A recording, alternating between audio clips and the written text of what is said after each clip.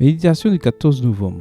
Donne ton credo. Si quelqu'un possède les biens du monde, qu'il voit son frère dans le besoin et qu'il lui ferme son cœur, comment l'amour de Dieu demeurera-t-il en lui? 1 Jean 3, verset 17. Tocando Lopez a été un torero valencien peu fortuné de la fin du 19e siècle. Il était d'une condition si misérable qu'il inventa un spectacle extrêmement risqué pour gagner un peu d'argent. Il se plaçait au milieu d'une arène, monté sur un piédestal et vêtu de blanc, attendant la sortie du taureau. Il misait sur le fait que le brutal animal le confondrait avec une statue de marbre et ne le chargerait pas. L'idée eut pas mal de succès chez les personnes de conditions économiques précaires et devint un célèbre événement taurin. Donne ton credo. Il est certain que le public s'attendait à ce que l'acteur se fasse encore né.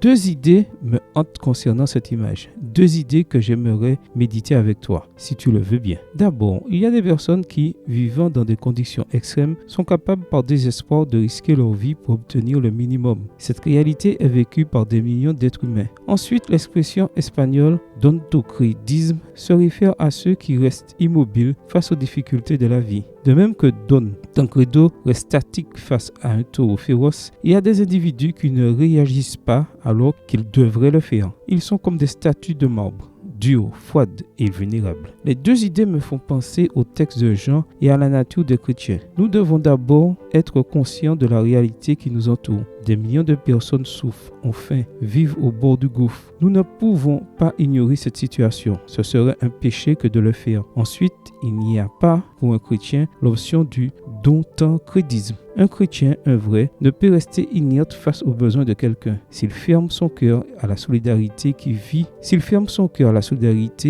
dans son cœur, ce n'est pas l'amour de Dieu. Alors, c'est qui ou c'est quoi? Beaucoup dans ce monde nous donnent un exemple d'engagement, de générosité en donnant une partie de leur vie ou de leurs ressources aux nécessiteux. Réagirons-nous ainsi? Si tu le fais déjà, Dieu merci, parce qu'il demeure dans ton cœur. Si tu ne le fais pas, Dieu merci, parce qu'il te donne l'occasion de ne pas rester immobile comme une statue de marbre. Ouvre ton cœur, consacre tes meilleures décisions à faire le bien et tu verras comment à certains moments se dessine pour toi l'image de ce que sera le quotidien sous cette nouvelle terre où tous les besoins seront satisfaits. Amen. Bonne journée à toi et que le Seigneur te bénisse.